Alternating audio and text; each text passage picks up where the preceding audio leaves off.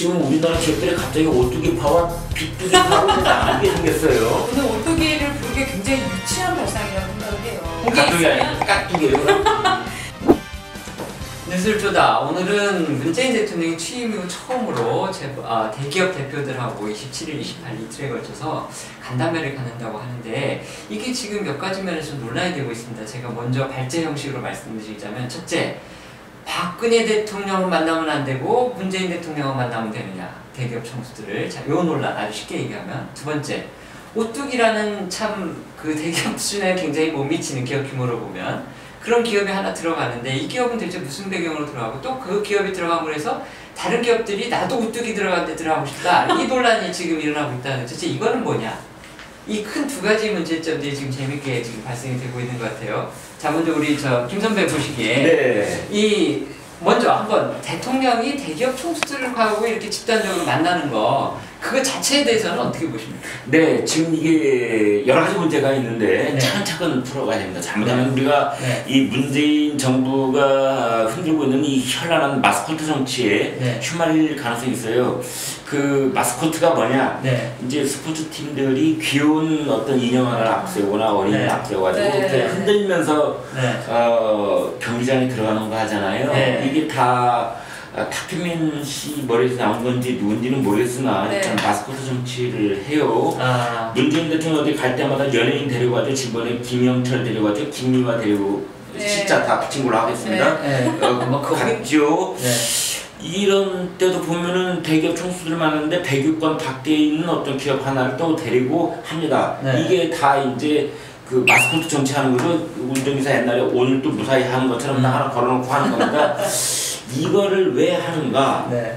자신감이 없을 때 이런 거 하는데 문재인 대통령 뭐 자신감이 없을 때도 아닌데 왜 그렇죠. 하는가? 그렇죠. 지금 오늘 지지율이 74% 나왔는데. 목요일날 저녁밥을 먹고 금요일날 저녁밥을 먹고 이틀 까먹는 거 이상해요. 네네. 고작 15명 데리고 밥 네. 먹는다는데 왜 둘로 나눠서 먹는 건지. 네네. 30명을 데리고 먹어도 하룻밤이면 먹을 수 있을 텐데 네. 30명이 뭐 300명하고도 하룻밤 네. 먹겠다. 네. 근데 왜 이렇게 목요일 파, 금요일 파. 네. 우리나라 기업 총수들 목파와 금파로 나누게 생겼어요 지금은. 자, 우리 차근차근 얘기를 네. 하면은 네. 이제 그렇게 돼 있습니다. 지금 네. 그래서 네. 목요일 날 내가 밥을 먹어야 맞나? 금요일 날 먹어야 맞나? 네. 그 대기업 총수들 밑에서 대관 업무하는 홍보팀들을 지금 난리 났어요. 눈치 보느라고 난리 났네. 그렇죠. 예. 네. 네. 어느 날 요일로 가야 확실한 건가? 그거를 정해주는 게 아니에요? 청와대에서? 그거는 이제 청와대가 정해주는데 네. 그 날짜를 갖다가 어느 데에 끼느냐를 갖다가 지금 눈치를 본다는 거 아니에요? 그러니까 이게 가령 뭐 재계 순위로 가령 1, 3, 5, 7, 9, 2, 4, 6, 8 이렇게 한다는 설이 있고, 그 다음에 뭐 조금 이렇게 혼낼 기업과 칭찬해줄 기업을 나눈다는 설이 있고, 근데 그거의 하나의 기준이 오뚜기는 지금 칭찬해줄 기업으로 부른다는 거 아니에요? 뭐 비정규직 비율도 낮고 상속세도 제대로 내고, 그래서 그렇다면은 착한 애를 따라가야 나도 착한 애가 된다, 이런 것 때문에 지금 대기업 중에서는 거기를 가야 된다는 설이 있고, 또 반면에 청와대가 오뚜기를 나쁜 애들 속에 넣어가지고 얘 좀 본받아라 이놈들아 이렇게 꼼지락을 할지도 모르니까 그러면 나는 그렇다면 저기를 들어가면 안 된다, 지금 이런 취가 되는 거예요. 그리고 이게 지금 아까 김 선배 제가 여쭤봤는데, 저는 하나 이제 저 면담을 성사되는 과정에서 절차적인 문제를 하나 지적하고 싶은데, 솔직히 말해서 저희같이 약속이 없는 사람도 가령 최소한 뭐 일주일 내지는 좀 10일 정도 여유를 두고 이날 혹시 날짜 어떠십니까? 몇 개 날짜를 주면 우리가 고르게 하고, 이런 게 이제 소위 말하는 약속 정하는 어떤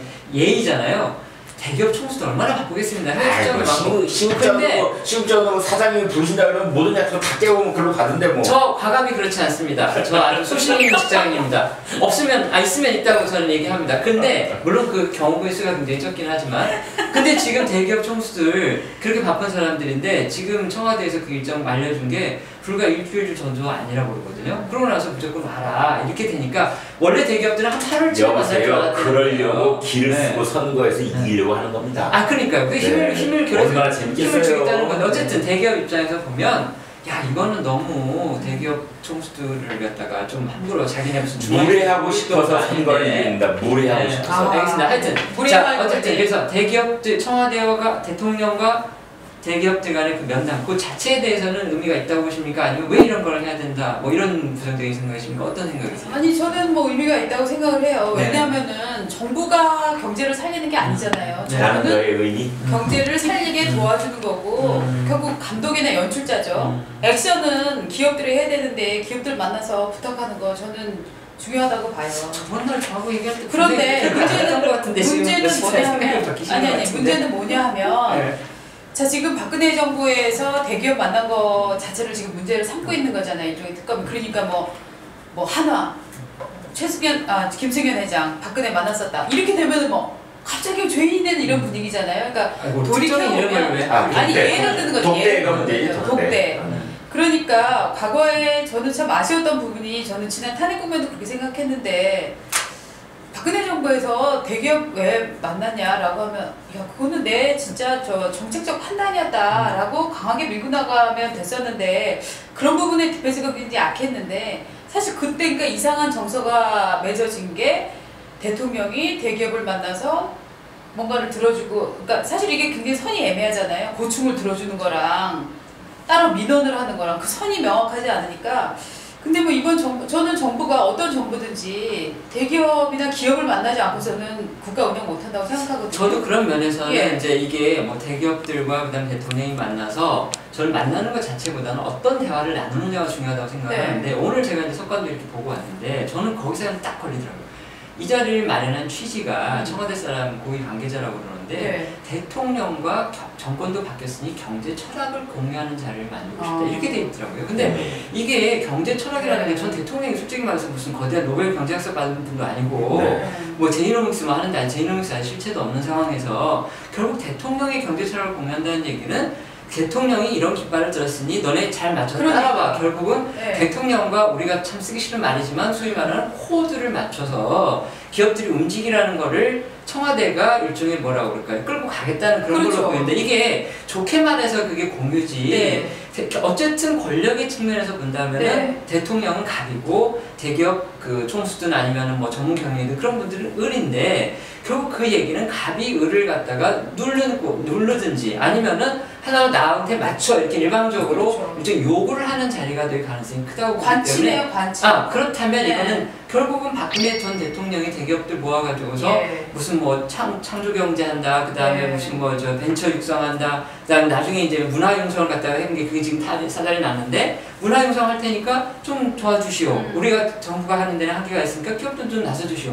그 이거 한 게 결국 나중에 문제가 됐는데 네. 그거하고 이거하고의 과연 그 성격의 차이가 과연 어떻게 다를 것이 물론 네. 저희가 뭐 저 면담이 이루어지기도 전에 먼저 이렇게 하는 것이 적절한지 좀 저도 좀 그런 생각은 있지만 어쨌든지 간에 하도 예전에 뭐 논란 가서 뭐 어쩐다고 그런 논란이 역대 정권에서 다 있었기 때문에 네. 이 정부는 과거 정부하고 그렇게 다르고 차별하고 이런다더니 네. 왜 결국은 같은 길을 가려 하느냐 그러니까. 거기에서 저는 문제의식을 좀 느끼는데 닮은 점이 점점 많아지고 있어요. 불행하게도.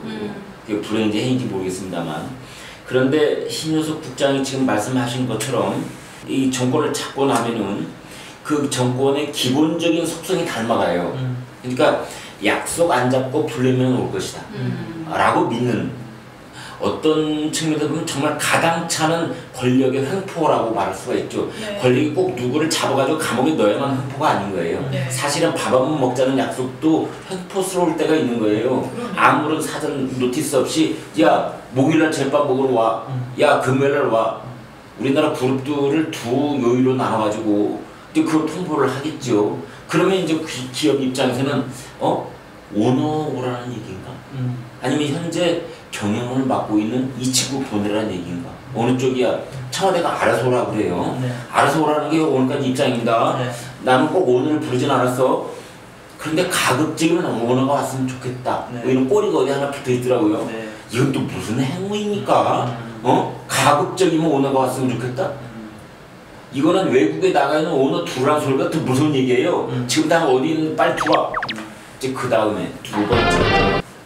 지금 우리나라 기업들이 갑자기 오뚜기 파와 빅뚜기 파로 나누게 생겼어요. 네. 그래서 내가 오뚜기 대표가 밥 먹는 자리에 그 라운드 테이블에 같이 앉아야 좋은가? 아니면 거기를 피해야 좋은가? 지금 대관하고 부사장들 난리 났습니다. 우리 오늘 어디로 모셔야 되는지, 그걸 우리가 골라서 갈 수 있는지, 저쪽에서 아마 지금 다 연락 가 있을 겁니다. 사실 이게 안 알려져서 그렇지. 근데 이러한 파란만장한 사태를 일주일 사이에 불과 사나흘 사이에 벌어지게 하는 문재인 그 청와대의 그 관련 팀들의 현안한 솜씨. 이게 국민들이 어떻게 볼까요? 저는 오뚜기를 부른 게 굉장히 유치한 발상이라고 생각을 해요. 왜냐하면 일단 제가 뭐 대기업 회장님들을 잘 알지는 못하지만 이분들은 그런 게 있는 것 같아요. 뭐 내수 중심 기업 또 뭐 기업 오너로서 어떤 이력을 쌓았는지 뭐 여러 가지 뭐 또 기업 규모도 보고 하는데 이 지금 대기업 집단 상위 15개 그룹을 지금 부르는 거잖아요. 여기에 오뚜기라는 중소기업은 아니지만 물론 중견기업의 회장 불러놓고 우리 오뚜기집 본받지 않으련이라고 얘기할 때 그 오너들이 내가 반성해야지, 문재인 정부와 경제 철학을 공유하고 더 열심히 해야지 라고 생각하실 분이 몇 명이나 있을지. 그리고 더 중요한 건 뭐냐면요, 오뚜기가 철학을 공유해야 돼요. 그러니까 제 말이에요. 제가 그리고 오뚜기 제가 잠깐 들여다볼게요. 오뚜기가 지금 가뚜기라고 해갖고 인터넷에서 참 난리예요. 진짜 정말 많이 받아요. 그렇죠. 그러니까 오뚜기가 너무 훌륭하기 때문에 가뚜기다. 라면값 안 올리고 이런 거는 직접적인 부분이고, 상속세 1,500억 원을 냈고 다 정규직이고, 물론 다 정규직이 아니래요. 그중에 31명이 이제 비정규직이 있는데, 여기에서 저는 이 정부가 참 저는 누가 이 오뚜기를 생각했는지 모르지만 참 게으르다고 생각해요. 왜냐하면 오뚜기가 이런 긍정적인 면이 있는 것은 사실이에요. 그런데 이 회사의 문제는 뭔지 아세요? 대주주 지배율이 굉장히 높고요. 서로 그 기업들 간에 그 계열사가 많잖아요. 서로 밀어주기를 해서 이 회사 중에 하나는 일감 밀어주기가 오뚜기 계열사, 같은 계열사 내에서 99%가 일어나요. 그리고 물류회사의 경우는 매출이 줄어들었는데 그 오너 주주 배당이라고 하는 거 있잖아요. 그건 오히려 늘어나요. 지금 이게 그러니까 아니요 들어보세요. 정상적 공정거리. 그러니까 저는 제가 오뚜기가 가뚜기가 아니다 라고 얘기하는 게 아니고, 기업이라는 거는 이런 점이 좋은 게 있으면 깍두기예요. 이런 기업이라는 거는 생물체이기 때문에 굉장히 다면적인 구조가 있는 거예요. 맞아. 그러니까 비정규직이죠? 우리나라가 지금 비정규직이 불법입니까? 아니잖아요. 그런데 비정규직이 작은 기업이라고 해갖고 이 기업을 정말 훌륭한 기업처럼 보이는데, 그러면 김상조 그 공정거래위원장 입장에서 보면 가뜩은 굉장히 나쁜 회사예요. 자, 그럼 대통령은 좋은 회사라고 불러갖고 칭찬해주고, 공정거래위원장은 너네 그 사모 출자랑 이런 데 문제 있고 그 계열사 밀어주기 너무 많으니까 과징금을 물린다. 그러면은 나중에 이 정부가 불렀던 경제적인 어떤 성장의 아이콘? 그 아이콘은 어떻게 되는 거예요? 그러니까 어떤 기업을 롤모델로 세우고 싶으면 조금 더 많이, 그리고 이 비정규직이 없는 회사가 이 회사만 있는 게 아니에요. 제가 알기도 최근 신문에서 보기에 바디프렌드도 뭐 정규직 100%라는데, 그럼 바디프렌드는 그럼 우리 회사 제일 좋은 회사냐? 그것도 아니에요. 그러니까 그러면 모델을 세우는 것 자체가 왜 이 사람들을 골랐다고 생각하신 거예요? 누가? 인터넷에서 아이들이 너무너무 난리가 났고, 처음엔 라면값부터 시작이 됐는데 이 라면값 안 올린 착한 회사가 알고 보니 상속세도 1,500억 원을 내고 그 후원도 많이 하고 착한 일 많이 하더라. 착한 일은 착한 일을 하긴 한 네, 거예요. 그럼요. 제가 그걸 다 부정하는 게 아니라, 그렇죠. 우리가 이건 분명히 해줘야 돼. 그러니까 저처럼 제가 보면 얼굴이 예쁘기도 하지만 성격이 나쁜 면도 있고 나쁜 짓을 하기도 하고 몸매는 좋지만 지금 그 손으로 따지도 않고 이런 상황이 있는데, 제가 박 부장 얘기 들은 김에 하나 제가 이런 개인 피하는 비화 같은 거 하나 말씀을 드리면, 아까 그랬잖아요. 이제 박 부장이 초입에 그 얘기를 했어요.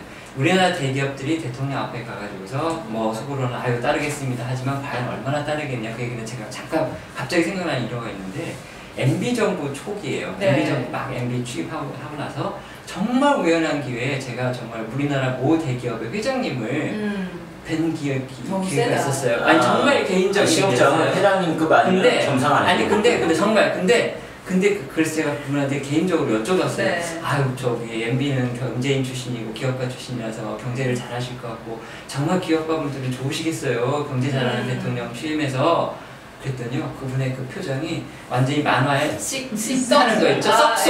썩소를 딱 하더니, 글쎄요, 뭐 잘하시는 분이라서 좋기는 하겠죠. 그 말이 이게 정말 좋다가 아니라 아이고 아는 사람이 더 무서울 수도 있고 막 이런 뉘앙스를 쫙 깔고 하는데, 저는 거기서 이렇게 약간 섬뜩한 거를 느꼈거든요. 아, 이 양반들이 이렇게 느끼는구나, 권리를. 네. 왜냐면 그거는 정말 몇 분 안 되는 그냥 사적인 자리였기 때문에 저는 그분이 또 거기서 있던 자리를 내기를 밖에 나가서 할 분도 없을 거기 때문에 굉장히 본심을 저는 드러냈을 거라고 생각을 하는데 네. 그래서 제가 지금 받는 느낌이 그거예요. 자, 여기 지금 여기 사진 보세요. 대통령이 미국 저 얼마 전에 방문했을 때 네, 예. 수행 그 기업인들하고 네. 만난 자리에서 간담회한 이 사진인데 그렇죠. 자, 이분들이 지금 대통령 연설을 듣고 있잖아요. 자, 그러면 아니 현실 네. 모두 다 손 앞에 모으고 있잖아요. 그러니까 현실 네. 그렇긴 한데 네. 이분이 지금 우리나라 경제를 끌고 나가야 될 정말 대통령이 막중한 책임을 갖고 있는 분인데 네. 현실 경제와 실제 경제가 돌아가는 것을 그래도 대통령보다는 이분들이 더 잘 아시지 않겠습니까? 저는 네. 그래서 정말 모이는 건 좋다 그거예요. 일단 이왕 모이기로 한 거니까. 그럼 거기서 어떤 대화가 오가냐가 진짜 중요하다고 생각하는데 청와대가 그래서 무슨 뭐 이번에는 토론, 뭐 수첩 이런 거 없이 그렇게 한다고 그러는데 정말 이분들이 자유롭게 하고 싶은 말을 다 하고 더 중요한 거 말하고 나서 후환이 없어야 되잖아요. 이전에는 대통령 앞에서 말한 말이 정말 더 기업이 공중분해되는 일까지 있었잖아요. 50 때는. 그러니까 그런 과연 일까지 그런 일이 없을 만큼 정말 내실 있게 할 것이냐. 저는 그게 중요하다고 보는 건데 네. 지금까지 아까 우리 김선배랑 박 부장 말씀대로 보면 이 정부가 지금 취임 초기에 하는 걸 보면 완전히 일방통행식이고 우리 사설에는 독주라고까지 지금 표현이 나왔던데 그런 상황에서 보면 과연 그런 대화가 이루어지겠느냐 저는 그게 본질적인 문제가 이게 매우 권력의 의심스럽죠. 권력의 그게 본질적인 속성이 문제라 그거죠. 참 희한한 게 과거의 권위주의적인 정부는 얼굴을 험악하게 하고 나서 막 멍둥이를 때렸잖아요. 그 문재인 정부의 특성은 아이고 아프실 텐데 이러면서 굉장히 부드러운 미소와 어머 어떡하나. 어떡하지 때려야 되겠네 막 이러고 때리는 바로 그거예요. 저는 정말 이게 얼굴 표정만 달라졌지 네. 이 행태는 네. 기업에 대해서 부리는 행태는 똑같은 게 아닌가. 네. 그리고 저는 정말 오뚜기를 롤모델로 칭찬해 줄 때 정말 이런 산전수전 다 겪은 회장님들이 참 아유 내가 반성해야지 라고 할지 참 놀고 있네 할지 정말 저희가 마무리하면서 이거 네. 얘기하겠습니다. 특정인 거명된 거는 이 내용과는 전혀 상관이 없고 하나를 밝혀드리고요. 하여튼 이제 저는 어차피 만나는 거 대화 하여튼 잘 되고 우리나라 경제 잘 굴러가게 그렇게 만들어주시면 그러면 된다고 저는 생각을 합니다. 자, 이 정도에서 마무리하겠습니다. 네. 고맙습니다.